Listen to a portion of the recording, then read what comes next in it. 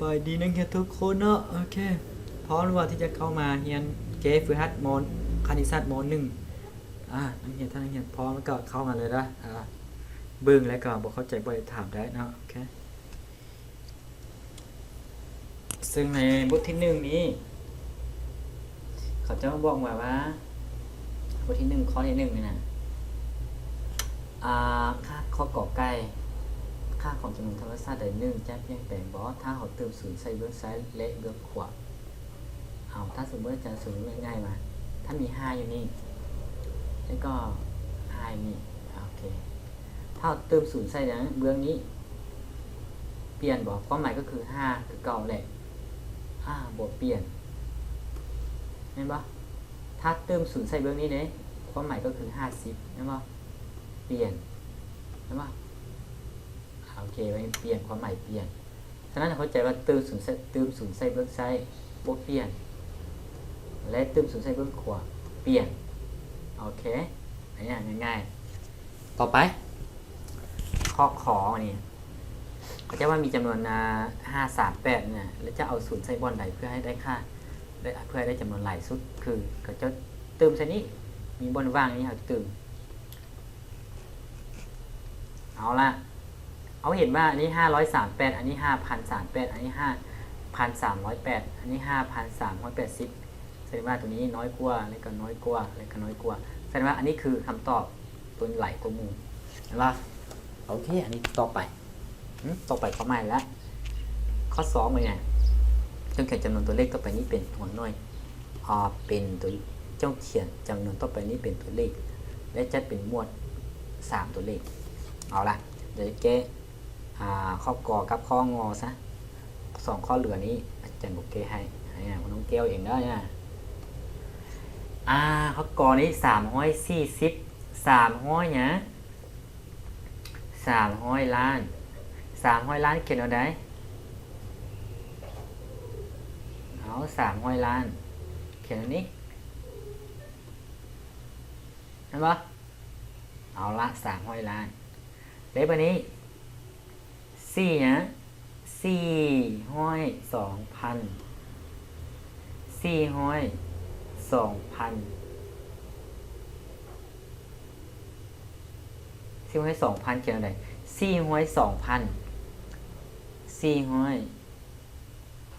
2,000ใช่ปะ แล้วต่อไปจะเขียนงงเนี่ยเอาละเอาสุดได้ปะเอาสีเขียวนี่ซะ402,000ในตัวนี้และ402,000 121คือ121อย่างนี้และเวลาเอารวมน่ะตำแหน่งไหนต้องทึกได้ตำแหน่งบุญเป็นนาทีบุญทึกได้บุญได้ไหมเอาละเอารวมมาอันนี้ก็300ลงมาเนาะ300ลงมาเอา0ลงมาเอา0ลงมาเอา3ลงมาแสดงว่า300เนาะเอา0กับ4บวกกันเป็นเท่าไหร่4เอา0บวก0ก็เป็น0แล้วก็เอานี้บวกนี้ก็เป็นยังเป็น2แล้วก็จะหมวด3ตัวเลขนี่00ว่า0บวก1เป็น1 2 1อันนี้คำตอบเห็นปะคำตอบข้อนี้คือ300เห็นปะข้อนี้คือ300 4002 1บ่เอาเขียนคืนคำตอบคือ300 402แล้วก็121ไม่ว่าอันนี้คือคำตอบข้อนี้โอเคป่ะอันนี้ข้อ2แล้วนี่นะข้อกอเรียบร้อยไม่ได้ข้อขอเนี่ยเอาข้องอเนี่ยเอาละข้องอบ้างเนาะ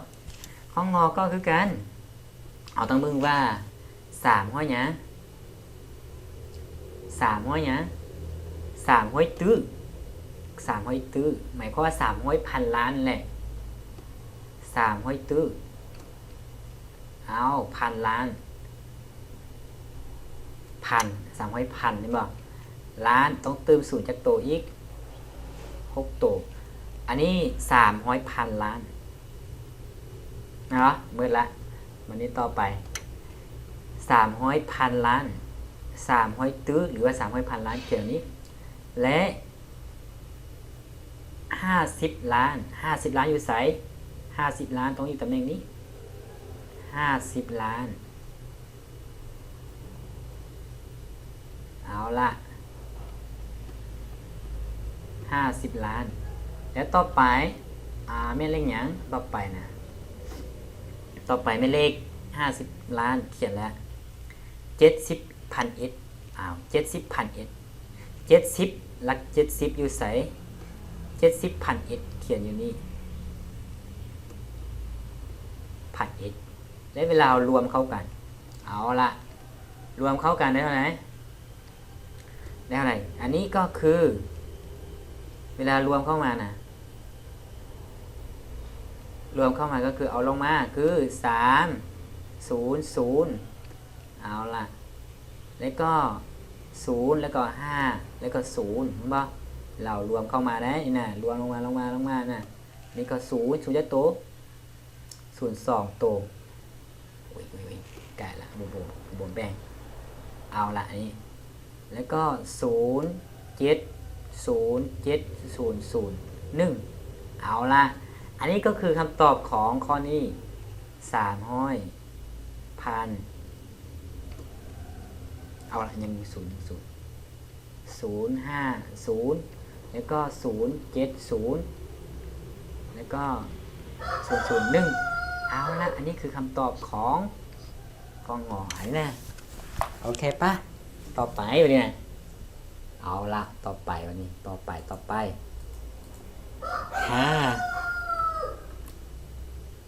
ข้อ3อันนี้นะ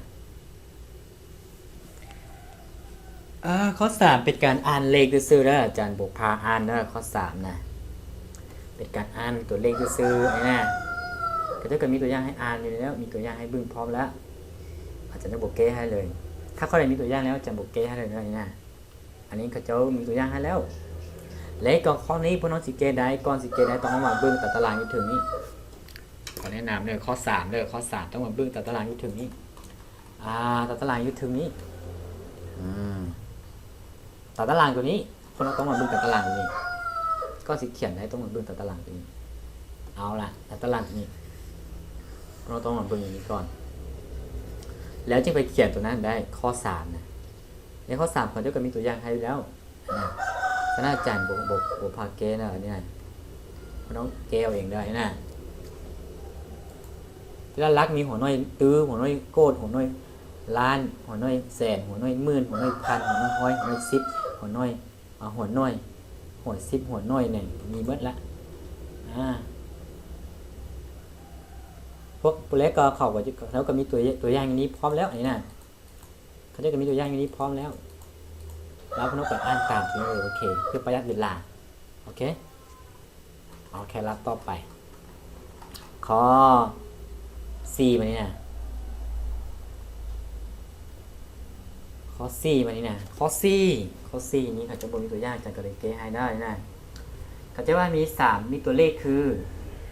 31002ข้อ4นี้นะจำนวนใดเขียนจำนวนใดที่จำนวนที่มีตัวเลขที่จำนวนที่มี5ตัวเลขเพื่อให้ได้จำนวนที่มีค่าหลายสุดได้เกิดจำนวนที่มีค่าน้อยสุดค่าน้อยสุดจำว่าโบเขียนนะอาจารย์อธิบายเลยนะจำนวนที่มีค่าหลายสุดคือหลายสุดคือต้องเขียนจำนวนที่ไล่จำนวนตัวเลขที่ใหญ่กว่าหมู่เลยที่ในตัวเลขที่ขอให้มามีตัวเลขใหญ่กว่าหมู่คือ3แม่นบ่คือ3ต่อมา2ต่อมา1ต่อมา00นะอันนี้คือจำนวนที่หลายสุดอันนี้คือจำนวนที่หลายสุดโอ้ยจะเขียนอยู่นี่ซะจำนวนที่หลายสุดคือเขียนนี่แหละ32100เขียนตัวเลขตั้งแต่ตัวเลขใหญ่สุดไปหาน้อยสุดการเรียนลำดับเลยเต้นใหญ่หาน้อยเขาเจ้าเอิ้นว่าจำนวนหลายสุดถ้าเรียนลำดับเต้นน้อยไปหาใหญ่คือจำนวนน้อยสุดซึ่งข้อนี้จำนวนน้อยสุดคือ0 1 2 3อันนี้นะจ ำนวนน้อยสุดคือข้อนี้จำนวนหลายสุดคือ 3,100 32,100จำนวนน้อยสุดคือ123มันบ่อันนี้คือข้อ4เอาละต่อไปข้อ5ต่อไปข้อ5วันนี้นะข้อ5ก็คือกันข้อ5ง่ายแล้วเนี่ยข้อ5พวกน้องแก้วอีกเนี่ยข้อ5น่ะนี่เอาตัวเลขมาเติมใส่กับตารางสื่อก็จะก่อนบอกลักน้อยลักหยังลักห้อยมาแล้วลัก10มาแล้วมันก็มีเอามาเติมใส่ถัง A ถัง C ถังเนี่ยอันนี้มาโอเคอันนี้จัดจะบอกแก้เลยนะจัดผ่านเลยนะ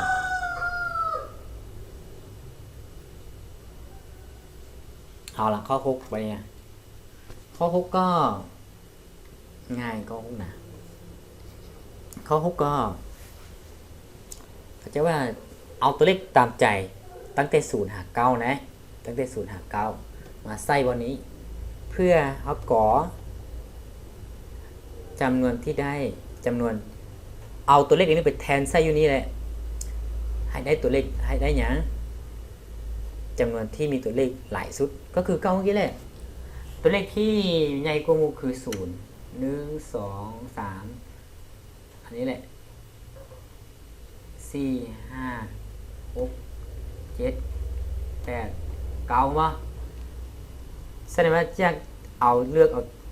ตัวเลขตามใจมาเปลี่ยนแทนตัวเลขใดหนึ่งอยู่ในนี้เพื่อให้ข้อกอจำนวนที่ได้คือ5ตัวเลขเลย5ตัวเลขคือ9นั่นแหละแต่ต้องเอาตัวใดตัวนึงมาแทนใส่เพื่อให้ได้ตัวเลขเพื่อได้จำนวนนี้หลายกว่าหมู่ฉะนั้นเราเอาอย่างล่ะเอาเลข9นี่มาแทนมันบ่หลายกว่าหมู่นี่เอา9มาแทน2โอเคนั่นบ่9มาแทน2ได้ยัง9 7 4 8 2อันนี้คือจำนวนหลายสุดเห็นบ่เอาล่ะจำนวนน้อยสุดคือข้อใดล่ะเอาจำนวนน้อยสุดคือต้องเอาอย่างศูนย์มาใส่นี้เอาศูนย์มาใส่นี้ศูนย์มาใส่นี้ก็คือ0 7 4 8 2หรือเขียนเป็น7 4 8 2อันนี้เนี่ยคือจำนวนน้อยกว่าหมู่เห็นปะเอาละเมื่อเรียบร้อยอันนี้โอเคต่อไปข้อเนี้ยข้อ7บึงเนี่ยข้อ7บึงดูเอาละข้อ7บึงดูnumber 7จงเปรียบเทียบจำนวนรูปนี้จำนวนแต่ละคู่รูปนี้โดยเครื่องหมายนี้ง่ายๆแล้วพวกน้องเข้าใจได้นี่พวกน้องหมายเอาเองซะเนี่ยคือ 4,387 กับ 3,909 อันนี้หลักพันคือการที่ว่า4ใหญ่กว่าเขาก็เขียน4ใหญ่กว่าแล้วก็ข้อขอนี้อันนี้โอเคแล้วข้อขอนี้ก็คือกัน57,000คือกันแต่ละ57,002แต่ละตำแหน่งนะแต่ละหลักนะต้องเบิ่งแต่ละหลักว่าแต่ละหลักนี่มันตัวใดเล็กใหญ่กว่าสมมุติคือหลักพันหลักร้อยนี่คือ2อันนี้คือ4อันนี้57คือกันอันเนี้ยแต่อันนี้4อันนี้2แสดงว่าอันนี้ต้องใหญ่กว่าใช่บ่อันนี้ต้องใหญ่กว่าเขาปิดเครื่องหมายใหญ่ไว้ตรงนี้เอาล่ะต่อไปอันนี้2,15,000อันนี้10 ล้านจะซื้อตัวนี้ต้องใหญ่กว่าปิดเครื่องหมายอยู่ตรงนี้เห็นบ่เครื่องหมายตัวใหญ่ถ้าเบิ่งตัวใหญ่ก็ปิดหมายตรงนี้เอาของงอเนี่ยเอาเขาเป็นต้องเขาใหม่ซะเขานี่จะเบิ่งใหม่ทำใหม่ซะอันนี้เพิ่งใหม่เอาเองซะนี่เนี่ยเอาละ15 ล้าน40หยัง15 ล้าน345,000เห็นบ่15 ล้านข้อใหม่คือถึงแหละเนี่ยอันนี้15 ล้านอันนี้1 โกดหมายถึงว่า1แหละ10 ล้านแหละ1 โกดน่ะ10 ล้านอันนี้15แสดงว่าอันนี้ต้องใหญ่กว่า1 โกดหมายความว่า1 โกดหมายความว่า10 ล้านแหละ10 ล้าน1นี้คือว่าโกดเห็นบ่ โอเค1โกดแสดงว่า15ล้านเหมือนความ15ล้านหลายกว่าโอเคใหม่นี้แล้วก็ข้อต่อไปเมื่อไรอันนี้คำนวณออกมาแล้วเนี่ยต้องคำนวณออกมาเขาดอซะเอาดิกซะอันนี้คูณออกมาคือข้อนี้นะคูณออกมาคือ 2,000 บ่ 2,000 บวกให้หยังอันนี้ 2,000 บวกให้70ก็เป็น 2,070 บวกให้9ก็2,079ว่า2,079บอกอันนี้2,079อันนี้เด้อันนี้2คูณด้วย10เป็น 20,000 แล้ว20,000 แล้ว 2,000 20,000 ละ20,000ต้องไหลกว่าบอกแสดง 2,000 ไหลกว่าต้องเขียนอีกไอ้นั่นอันนี้คือคำตอบเอาละต่อไปเอาละข้อต่อไปบ้างเนาะข้อ8บ้างเนาะจงสับเปลี่ยนตัวเลขบอนของตัวเลขที่ไซส์เขียนจำนวนนี้เพียงข้างเดียวเพื่อให้ได้จำนวนที่ได้มาเป็นจำนวนมีค่าหลายสุดเขียนด้วยตัวเลขเหล่านั้นเอาละข้อ8นี้ก็คือข้อเมื่อกี้แหละเขียนตัวเลขนะเขียนตัวเลขนี้ให้ได้ตัวเลขนั้นหลายสุดก็คือข้อเมื่อกี้แหละเพียงข้างเดียวนะนี่เขาจะว่าเขียนซับเปลี่ยนตัวเลขนี้เขียนนี้เพียงข้างเดียวเพื่อให้ได้จำนวนได้มาเป็นจำนวนที่มีค่าหลายสุดต้องเอาตัวเลขใหญ่ก็มู่มาใส่ทางหน้าเปลี่ยนครั้งเดียวหมายความว่าตัวนี้ใส่นี้ตัวนี้ใส่นี้นะสมมุติเอาเก้ามาใส่นี้แล้วเอาเก้ามาใส่นี้แล้วเอา8ไปใส่นะเอาเก้าใส่นี้แล้วก็เอา8ไปใส่นี้นะเอา8ใส่นี้นะจะได้คำตอบคือ9,000 เนี่ยบอก916,000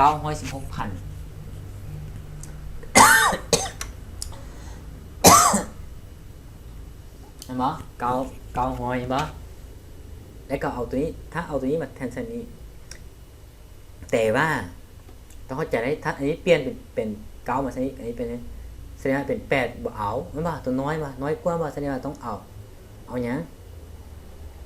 เอา9ตัวนี้เอา9ตัวนี้มาใส่นี้และเอา8นี้มาใส่นี้เห็นบ่8แทนใส่นี้จะได้ตัวเลขง่ายสุดคือ9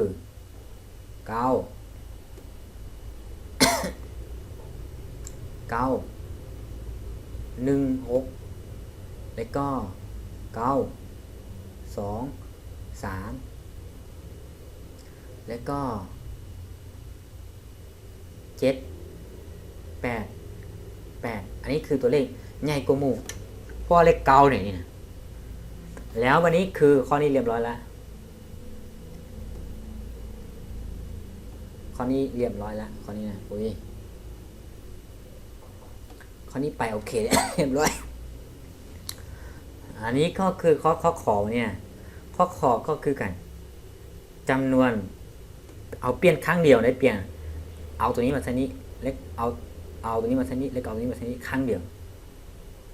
โบแมนสิเปลี่ยนหลายครั้งนะ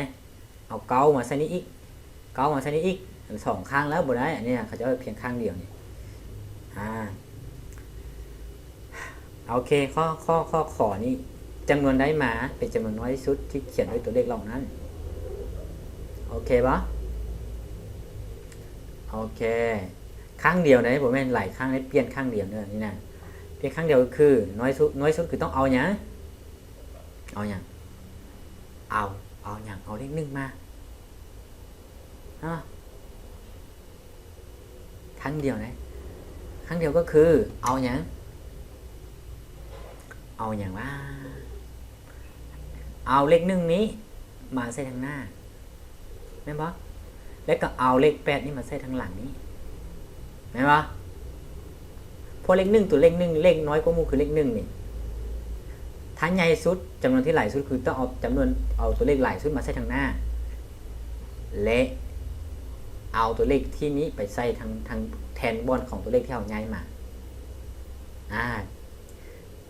ตอนนี้ข้อนี้คือตัวเลขน้อยกว่ามูลอยู่ไหนนี่คือเลข1เอา1มาใส่ทางหน้า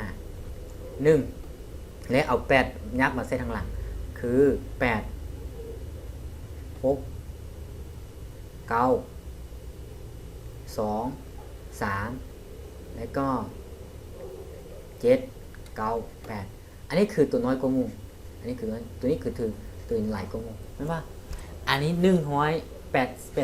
ซื่ออันนี้900ยัง16เนาะโอเคข้อ8ได้แล้วเรียบร้อยเนาะต่อไปวะเนี่ยเอาละต่อไปข้อ9นะข้อ9ก็เบิ่งดูจ้องใกล้ขึ้นตัวเลขนี้ที่อยู่รักหยังที่อยู่หยังข้อ9นะ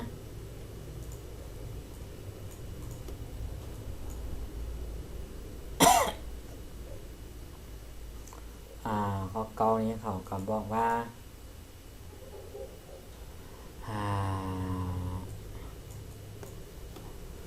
เขาบอกว่าจงใกล้กันอยู่ตัวนี้โดยเอาตัวเลขสูตรอยู่ลักที่บ่มีความหมายเอาตัวเลขสูตรเอาเลขสูตรยู่ที่ยู่ลักที่บ่มีความหมายออกแล้วจัดเรียงจำนวนทั้ง9เต้น้อยหาหลาย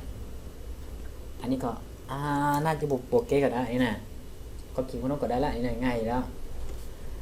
ข้อ9นี่นะเลข0คือความจริงในที่สุดอันนี้900นี้มีความหมายได้นะบ่เปลี่ยนแต่ว่า009นี้เปลี่ยนบ่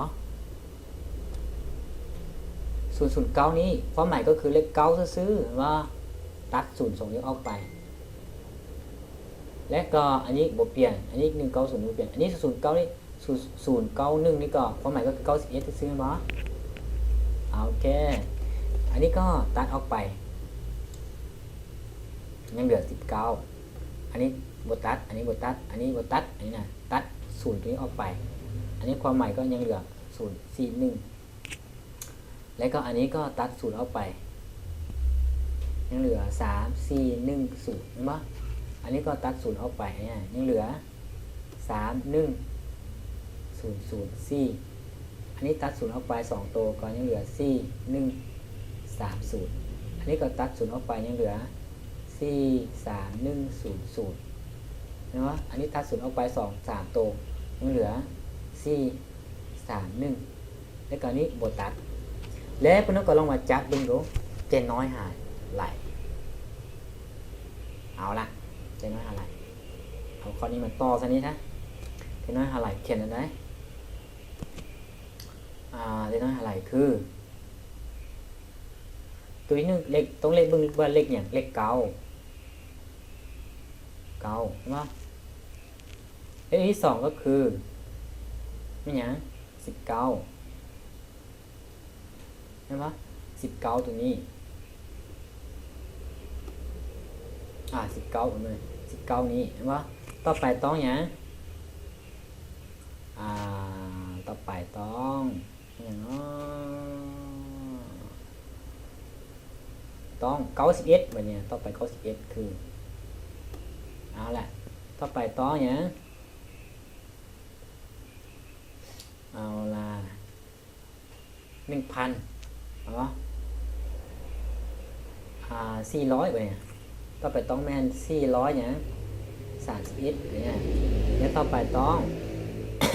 900เนี่ย900แล้วล่ะต่อไป900แล้วล่ะต่อไปต้อง901จะเรียนไปเรื่อยๆแหละต่อไปต้อง 1,900แล้วต่อไปต้องแม่เนี่ยเรียนต่อไปคือต้องแม่เนี่ยต่อไปต้องเป็นอย่าง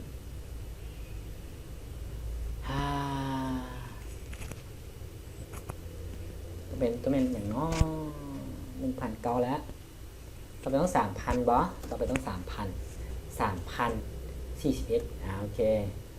3,041 แล้วก็เขียนต่อไปเรื่อยๆเรียนลำดับตั้งแต่ตัวใดใหญ่ตัวใดน้อยก็เรียนลำดับเล็กน้อยหาใหญ่ก็ต้องเรียนเอาเองไหนนะอันนี้จะบทเรียนให้เพื่อเสียเวลาหลายนี่เพราะว่าเลขหลายตัวเลขพ่นนี่แล้วก็เรียนตัวใหญ่สุดคือต้องเป็นเท่าไหร่ใหญ่สุดก็ต้องแม่นต้องตัวนี้แหละว่าต้องแม่นตัวนี้ลองท้ายด้วยตัวนี้โอเคแล้วเหลือนั้นพ่นก็จัดไปให้มันฮอดตัวนี้ซะโอเคต่อไปวันนี้ต่อไปข้อใหม่นะวันนี้นะข้อ10วันนี้ข้อ10ก็คือจะเรียนคือการเต้นน้อยหารใหญ่พ่นก็จัดเอาเองเด้อเต้นน้อยหารใหญ่คือเมื่อกี้แหละข้อ10กับข้อ9นี่ก็คือกันแหละจัดเรียนนี่แหละจัดเรียนเต้นน้อยหารใหญ่คือต้องเบิ่งเอาตัวเลขใดใหญ่กว่าเห็นปะคือตัวนี้เล็กน้อยกว่ามูยนี้อาจารย์จะขอบอกไว้เลยตัวเล็กน้อยกว่านี้เราต้องเบิ่งว่าน้อยกว่ามูยนี้แม่นเท่าไหร่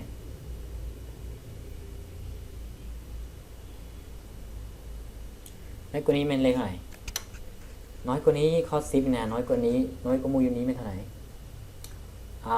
4,000 บ่แม่นบ่2,000เนาะ2,400อันนี้2,700อันนี้แม่นบ่ใช่ตัวน้อยกว่ามือต้องลืมเจ2,000ยัง446และตัวที่2ก็คือ2,000เท่าไหร่200อ๋อแม่น2,700เนาะ2,700นี้2,000ยังโอ้ยแม่น2,700ไป2,746อันนี้นะเล็กไปเรื่อยๆเรียนนะไปฮอดจนฮอดสุดท้ายคือตัวเด็กใหญ่กว่าหมู่คือ 56,000 ว่า 56,000 อันนี้คือตัวนี้เล็กใหญ่สุดท้ายเมื่อก่อนลองเรียนตั้งแต่น้อยหาใหญ่โอเคปะเอาละอธิบายซะได้บ่ต้องอีแล้วเนี่ยเพื่อบ่ให้เสียเวลาได้อันนี้นะเพราะมีหลายข้อเลยโอเคต่อข้อ11วันนี้ข้อ11เบิ่งเนาะข้อ11เขาเจ้าก็บอกว่าข้อ11เขาจะว่าจงขอบคันจำนวนนี้โดยค่าที่ใกล้เคียงรุดและค่าที่ใกล้เคียงลื่นอยู่ลักต่างๆข้อกอไก่น่ะเขาจะว่าอยู่ลักอยู่หัวน้อยน่ะอยู่หัวน้อยคือนี้ทางท้ายว่าอันนี้43แล้วอันนี้43แล้วอันนี้ต้องเป็น7 8 4หยัง44บ่ต้องน้อยกว่านี้และอันนี้คือลดลงมา43ต้องเป็น4หยัง42ต้อง8 4หยัง2เอาละเรียบร้อยเนี่ยแล้วข้อขอนี่ดิอยู่หลักห้อยคืออยู่ไสอยู่บนนี้เห็นบ่อันนี้เลย8แล้วอันนี้ต้อง7แล้วก็ต้อง9 50อันนี้8แล้วอันนี้ต้อง7ต้องก่อน1 7แล้วก็50เห็นบ่แล้วละต่อไปข้อต่อไปวันนี้นะเอาละข้อคอเนี่ยอยู่หลัก10คือนี่แหละอันนี้7อันนี้ต้อง1อันนี้ต้อง9 8 1 8 3และอันนี้ก็9 8 1อย่างอันนี้ต้อง6บ่63เพราะว่าตัวที่เปลี่ยนคือลดลงมาคือตัวเลขนี้6อันนี้7อันนี้8มาโอเคละต่อไปละต่อไปข้อไหนนะเอาสีใดล่ะสีดำก็เร็วกันจ้ะเอาละอยู่หลักพันจ้ะหลักพันอยู่หลักพันอยู่หัวพันคือตัวไหนอันนี้อันนี้7อันนี้ต้องเป็น8 1 2 8 แล้วก็6 0เห็นปะอันนี้ก็ต้อง1 2 8อันนี้7แล้วต้องอันนี้ต้อง6เห็นปะและอันนี้ต้อง6 0 0วะข้อนี้ก็คือกัน อยู่หลักหยังอยู่หลักหยังข้อจอนี่นะอยู่หลักหมื่นคือหลักนี้หลักหมื่นคือนี้นะเอาละหลักหมื่นก็คือ1 2 1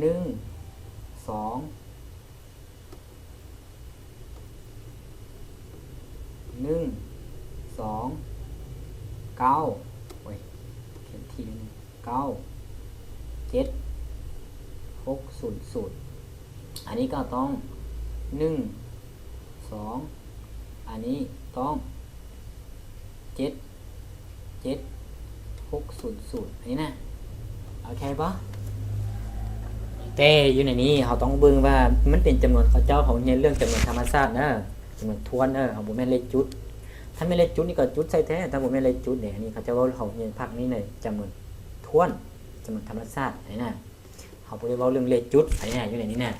ถ้าจุดกับจุดแท้นี่นะแต่ว่าบ่แม่นเลขจุดอยู่ในภาคนี้นะในบทที่นี้นะโอเคเอาล่ะต่อไปล่ะข้อใดข้อ12ข้อ12ครับว่า12เขาจะบอกว่าไม้ลำหนึ่งยาวเท่าไหร่อันนี้ยาวเท่าไหร่อันนี้ L ซะเท่ายาว L ซะ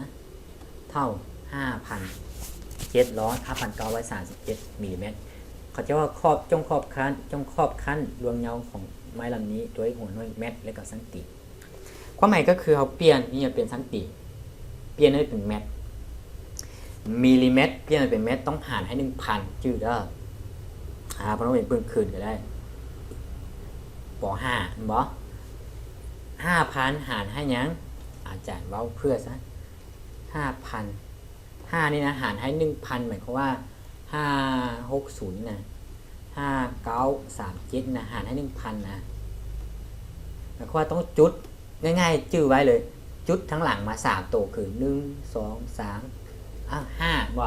ได้5เส้นได้5.937อันนี้ของน้อยเป็นเมตรได้นะ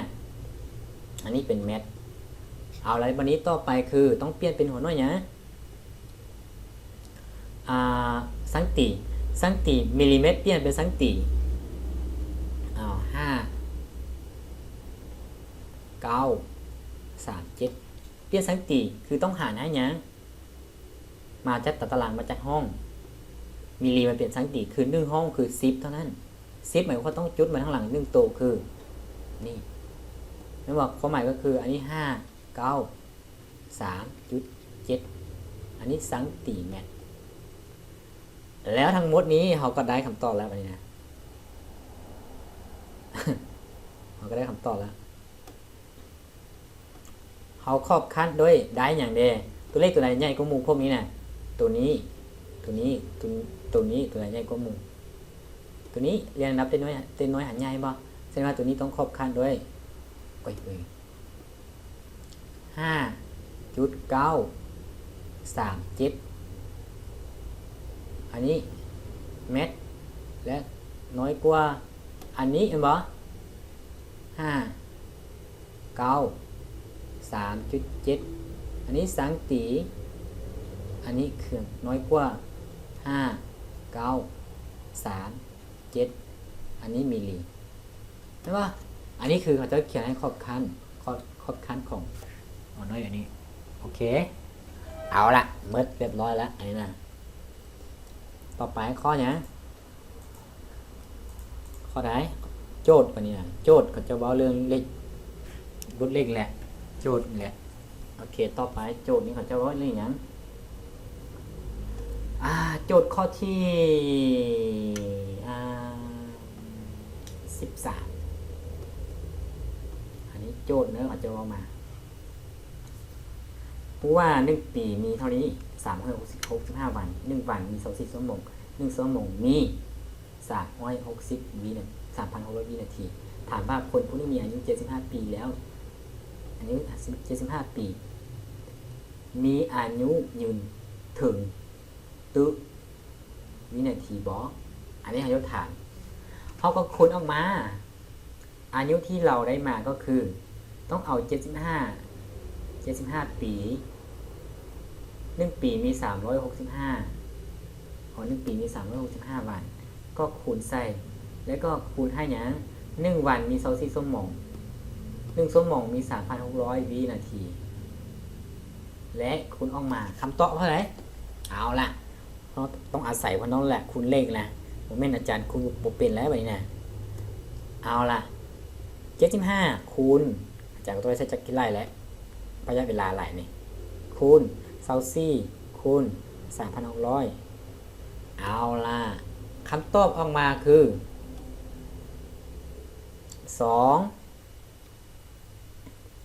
3 6 5 2 0 0เขาเจ้าว่าอันนี้ของว่าเป็นวินาทีเนาะนี่นะวินาทีเนาะนี่นะวินาทีเป็น s เนาะวินาทีวินาทีวินาทีหมายความว่าฮอดตื้อวินาทีบ่อันนี้จะตื้ออันนี้นะ อันนี้ไหลกว่าตื้อบ่1ตื้อมีเท่าไหร่1ตื้อเนี่ยก็ต้องลองเบิ่ง1ตื้อเบิ่ง1ตื้อหมายความว่า 1,000 ล้าน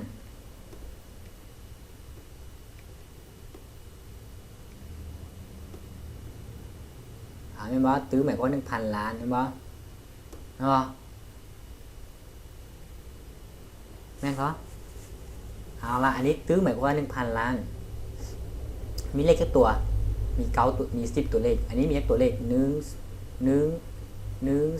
3อันนี้3ตัว9ตัวเอา6ตัว9ตัว10ตัวถึงตื้ออันนี้2ตื้อบ่2ตื้อแสดงฮอดบ่คำตอบข้อนี้คือถึงบ่ถึงแน่นอนหมายถึงว่าอันนี้ถึงตื้อวินาทีว่าถึงอันนี้คำตอบคือถึงเนาะถึงถ้าบ่ฮอดถ้าบ่ฮอด2ตื้อถ้าบ่ฮอดตื้อนะมีแต่ตัวเลขหลักร้อยนะแสดงบ่ถึงบ่ถึงเอาล่ะข้อต่อไปวันนี้นะข้อที่เท่าไหร่ข้อต่อไปนะข้อ14มั้ยเนี่ย14ระยะห่างเตน้อยโลกหาดวงตะเวนนี้มีเท่าไหร่15เอาข้อนี้แหละ55กิโลเมตร15อัน150กิโลเมตรความหมายก็คือ s อันนี้บอกว่าเรียนหรือบ่เรียนที่ว่าป .5 ก็จะมีแล้วที่ว่ายังบ่มี s ที่ว่าจะใช้ s ใส่พร้อมเลยเด้อ50 ล้านหมายความว่า s เท่าระยะทางนี้เท่ากับ150 ล้านมีเลขโต0น่ะมี2ตัวทางท้ายกิโลเมตรอันนี้นะ s นะอันนี้ s ใช้ความไวเท่าไหร่ความไวคือ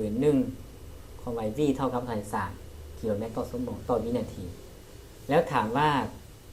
แสงจะใช้เวลาใช้เวลาจักวินาทีเพื่อมาถึงหน้าของหน่วยโลกถึงหน่วยโลกนะใช้เวลาอะไรอันนี้มันมีสูตรเว้าแนะนำให้เลยบางเทื่อจะมีแล้วหรือว่าบุหินอาจารย์กับบริบึ้งเด้อธรรมศาสตร์นะแต่ว่าป .5 คณิตศาสตร์อาจจะมีแล้วนะว่าอย่างนี้ s ระยะทางเท่ากับอย่างความไวคูณเวลาหรือว่าเวลาเท่ากับถอนเวลาเท่ากับอย่างระยะทางหารให้อย่างความไวเอาความหมายก็คือนี้ s หารให้ v เอาแทนไส้ออกไหน15อัน150หารให้อย่าง300,000เอาละสูตรตัวนี้เนี่ยคัดออกไปตัดออกไปยังเหลืออันนี้ 1,500 หารให้3ออก500อันนี้คือวินาที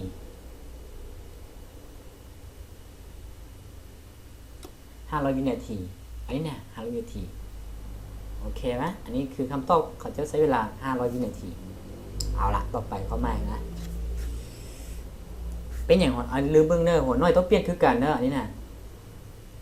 กิโลเมตรเนอร์อันนี้นะต้องเปลี่ยนนี่คือกันถ้ากิโลเมตรนี้อันนี้ก็ต้องกิโลเมตรคือกัน เอาล่ะหัวน้อยวินาทีนี้มันมาใช้จักใส่หัวน้อย5เมื่อกี้น่ะเฮาลืมอันนี้ลืมเมื่อกี้อันนี้เฮาลืมเมื่อกี้แล้วนี่นะวินาทีนะเฮาลืมเมื่อกี้วินาทีนี้เอามาแยกสายวินาทีเมื่อกี้น่ะวินาทีเมื่อกี้เอามาจากนี้เด้อวินาทีเนี่ยเอามาจากตัวนี้เด้อมาใส่บอลนี้ซื้อวินาทีน่ะเอาละกิโลเมตรกับกิโลเมตรอยู่ถึงนี้คัดกันเมื่อแล้วจึงเอาออกไปซื้อแล้วนี่น่ะให้มันเข้าใจอย่างนี้ลืมบอกเอาเว้าคืนซื้ออันนี้น่ะเว้าไปเว้ามา โอเคต่อไปเอาละต่อไปข้อเท่าไหร่ข้อ15เอาละ15สิเบิดละ15บอกว่าโดนแล้วบ่ใช้เวลาหลายแล้วบ่โอ้40นาทีแล้วเอาไว้40นาทีแล้วอาจารย์ขอเว้าเลยซะไวๆซะโอเค40นาทีแล้ว1ต้นมี 1,000 กิโล1กิโลมี100 กรัมแล้วบริษัทผลิตยาซาผมแห่งหนึ่งไซส์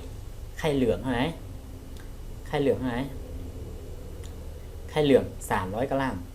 ต่อยาซาผม1ต้นแม่นบ่จงคิดไล่ว่าวันสารของไข่เหลืองในยาผสมยาซาผม20 กิโลกรัมนี้ต้องใช้เท่าไหร่อันนี้เราฮู้1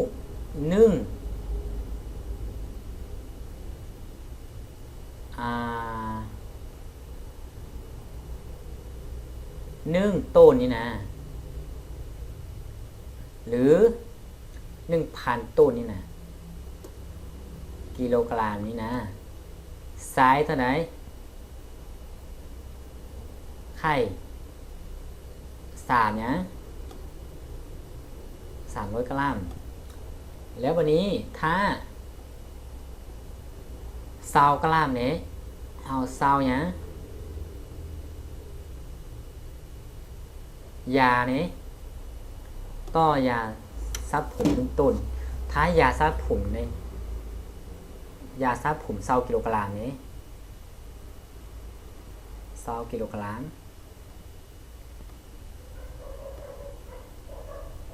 20 กิโลกรัม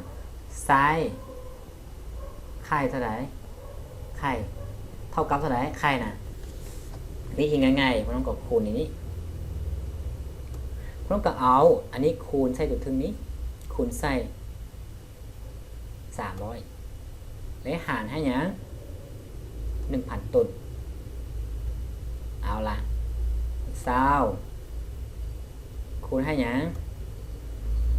300หารให้ยัง 1,000 แล้วออกมาเท่าไหร่อันนี้คูณเป็น 6,000 หารให้ 1,000 ออกเท่าไหร่ออก6 กิโลกรัม6 กรัมหรือกิโลกรัมรู้บ่เอาอาจารย์เว้ามือเลยซะอย่าเว้าคืนมือเลยซะอาจารย์ลืมเว้าให้มืดเข้าใจซะ20 กิโลกรัมอันนี้นะคูณให้กับ300 กรัมอันนี้นะหารให้ยังโอ้ยอย่าหารให้ยัง 1,000 กิโลกรัมนะวะฉะนั้นกิโลกรัมกับกิโลกรัมคัดออกไปยังเหลือ6ยังกรัมเอาละเมื่อสมิเส้นยาซาผมนี่นะ20 กิโลกรัมเนี่ยต้องใส่ไข่เท่าไหร่6 กรัมเอาละมืดเรียบร้อยนี่นะโอเคอันนี้คือข้อ15ต่อไปข้อนี้16อันนี้16บึงเนาะ 16เขาเจ้าก็ถามว่าวัตถุอันหนึ่งน่ะนักเท่าไหร่75 กรัมวัตถุชนิดเดียวกันนี้ล้านอันจะนักเท่าใดมิลลิกรัมเอาละเบิ่งนี้เท่ากับ1อันเท่านี้และ2อันนี้ก็คูณเท่าไหร่ก็คูณ2ซะนี่3อันก็คูณ3ซะนี่4อันก็คูณซะนี่5 5กับคูณ5นี่6กับคูณนี่10กับคูณ10ซะนี่10อันบ่อันนึงมีเท่านี้แล้วบ่ล้าน1ล้านอันนี่เท่าไหร่ก็ต้องเอา75มาคูณให้1ล้านเห็นบ่ออกอันนี้หัวหน่วยเป็นหยังกะลามนะนี่นะหัวหน่วยเป็นกะลามออก70หยัง75ล้านกล้ามเห็นนะผมเป็นเกาได้นะ แล้วเป็นจักมิลลิกรัมก็เปลี่ยนอันนี้กรัมเปลี่ยนเป็นมิลลิกรัมต้องคูณ 1,000 ชื่อไว้เลยต้องคูณ 1,000 1,000 หมายความว่าเติม 1,000 เส้นนี้ก็จะได้คำตอบคือ500เอาเขียนแบ่งของเราพร้อมนะ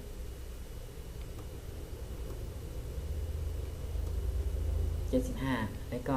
0 3โต๊ะแล้วก็3โต๊ะทั้งหลังคือเก้าอันนี้มิลลิกรัมอันนี้นะอ่านเท่าไรก็อ่านไปแล้วอันนี้นะ75ตัวหรือว่า75,000 ล้านแหละมิลลิกรัมโอเคเอาละต่อไปข้อเนี้ยต่อไปข้อเอาต่อไปเลยข้อเนี้ยข้อ7เป็นข้อ17มึงนะข้อ17เอาเขาจะว่าไม้ขีดไฟอันนึงยาว5 ซมถ้าเพื่อนเอาไม้ขีดไฟชนิดเดียวกันนี้มาต่อโกดอันหมายถึง 10,000 นะ10,000 ล้านเนอะหลัก10นะ10หลัก10 ล้านขึ้นไปเขาจะว่า1โกดเอาล่ะ1โกดหมายความว่าอันนี้10 ล้านสมมุติเนอะ10 ล้าน1โกดหมายความว่าอันนี้10 ล้านใช่ไหมแล้ว1อันมีเท่านี้แล้ว10โกดนี้คูณก็คูณ5ใช่เห็นป่ะอันนี้หัวหน่วยเป็นสังติออกมาเท่าไหร่50โกดหรือว่า50,000 ล้านเลย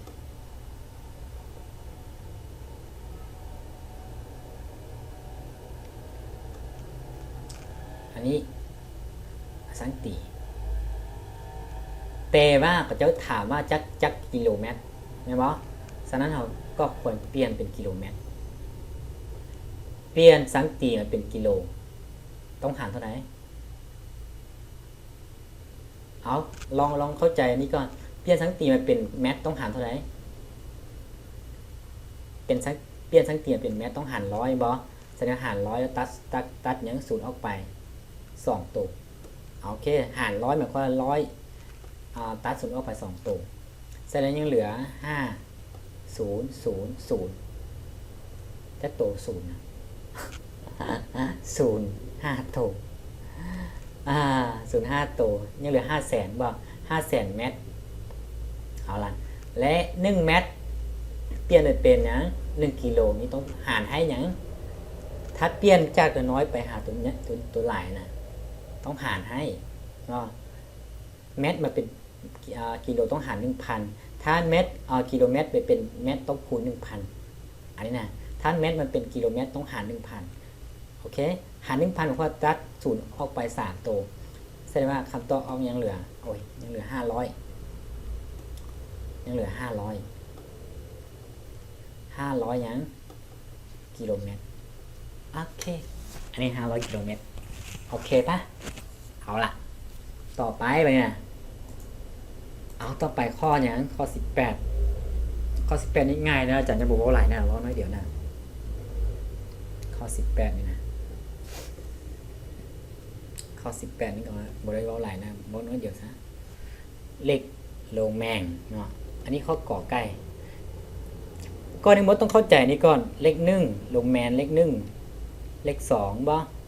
เอาเลขไปเลยแหละแล้วก็เลข5เขียนไว้นิ่งเลข6ก็เลขหยัง10ก็เขียนด้วยหยังตัวนี้สำคัญนะซาวนี้ก็เขียน2เทื่ออีก30นี่ก็3เทื่อ50เขียนเป็นตัวหยัง50นะแล้วเขียนเป็นตัว L และ50ได้อันนี้นะอันนี้50เด้50เขียนเป็น L ชื่อได้แล้วก็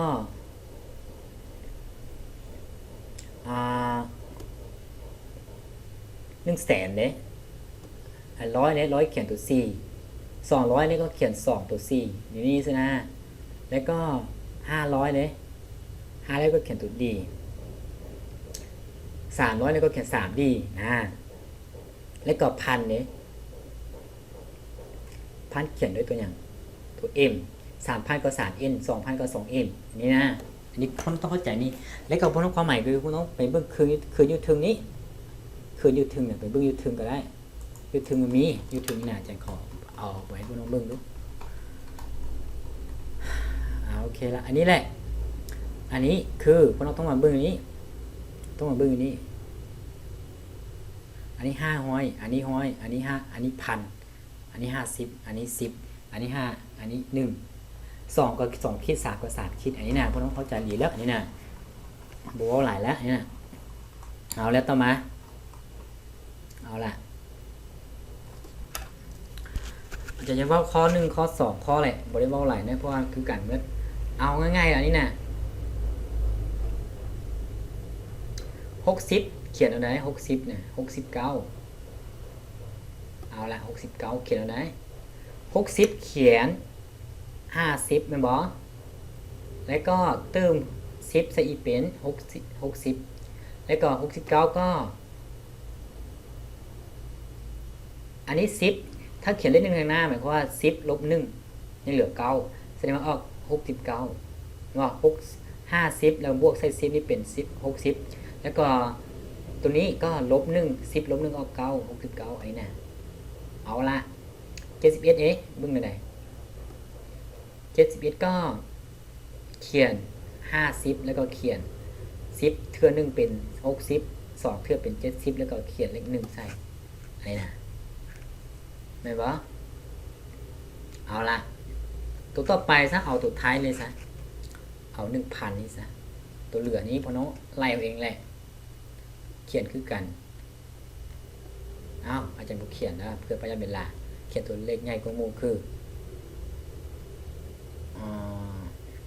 เขียนตัวนี้หรือว่าตัวใดตัวนี้ครับ 1,000 ก็เขียน M 1,100 1,100 ก็เท่าไหร่100ก็เขียนตัว C นะบ่แม่น100นี่ C ถ้า200ก็ถ้าเลข2นี้ก็เขียน2 C นี้บ่แต่ถ้า100ล้านก็เขียน1ก็เขียน C ตัวเดียวแล้วก็108 8นี่เท่าไหร่8ก็เขียนอันนี้เลข8นะ5แล้วก็บวกใส่หยัง3ขีดนี้แล้วก็เลข8เนาะแสดงว่า5 3ขีด5และ3ขีดนี้อันนี้คือ1,108โอเคละต่อไปเอาละข้อคอไปเนี่ยข้อกอเก็บไปเมื่อเลยแล้วข้อกอนะข้อคอไปเนี่ยข้อขอก็เอาตัวนี้1ก่อนเอาจักข้อ1 2ข้อแล้วจะบอกเมื่อได้ข้อนี้เบิ่งดูข้อนี้คือเราต้องเบิ่งว่า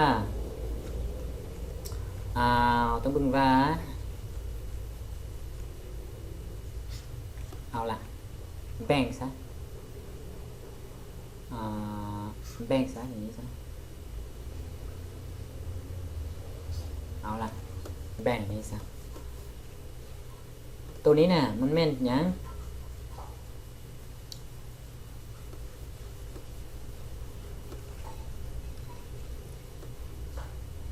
เอาแบ่งอันนี้ซะตัวนี้ 4x 4หมายความว่าอย่างไร4หมายความว่าอย่างไร100ใช่ป่ะ4ตัวนี้น่ะแล้วก็ xl นี้หมายความว่า50ลบ10ยังเหลือ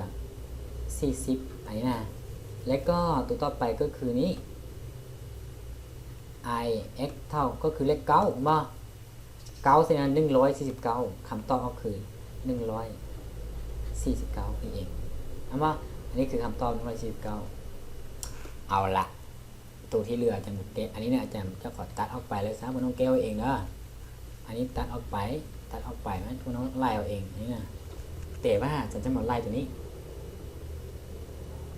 ไล่ข้อมูลนี้ตัวเลขไล่ข้อมูลนี้นี่นะ เอาละแบ่งออกเป็นจักโตนะ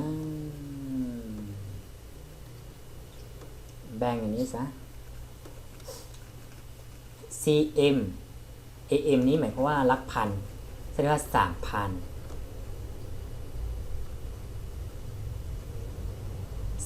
นี่ไงเนาะแล้วก็ต่อไป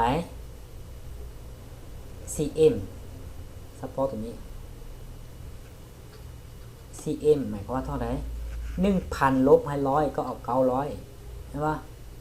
เอา900บ่ 1,000 ลบ900เนี่ย 1,000 ลบ100ก็เอา900บ่อันนั้นความหมายคืออยู่ทางหน้านี่เพราะว่าลบ100 1,000 ลบ100ล่ะเพราะว่าเมื่อกี้เราเขียนว่าอันนี้เขียนเลข4เนี่ย5ลบ1ยังเหลือ4นี่โอเคไหม10ก็จะเขียน9ก็จะเขียน10ลบ1ออก9นี่ก็จะเขียนอันนี้อันนี้นะอันนี้ก็คือกันอันนี้อีก400ลบ9 100ลบหยัง10อันนี้10เนี่ย100ลบ10ออกหยัง90นะวะและบันนี้ต่อ2ตัวไทยนี่คืออันนี้คือ9บ่แสดงว่า9บ่เอา9แสดงว่าอันนี้เอาตัวนี้มาเติมใส่ข้างหลังแล้วก็เอาตัวนี้มาเติมใส่ข้างหลังนี้แล้วก็เอาทั้งหมดนี้มาเติมใส่ข้างหลังออก9อันนี้คือ 3,999 อันนี้เขียนอย่างนี้โอเคไหมข้อเหลือมันต้องไปเล่าเองได้นี่นะมีกระจบสันนี้แบบนี้นะบอกเข้าใจบ่ได้ถามมาได้ติดต่อมาทางเพจหรือว่าตามเบอร์อาจารย์ที่อาจารย์ฝากไว้อยู่ในเพจหรืออยู่ในวิดีโอนี้นะโอเค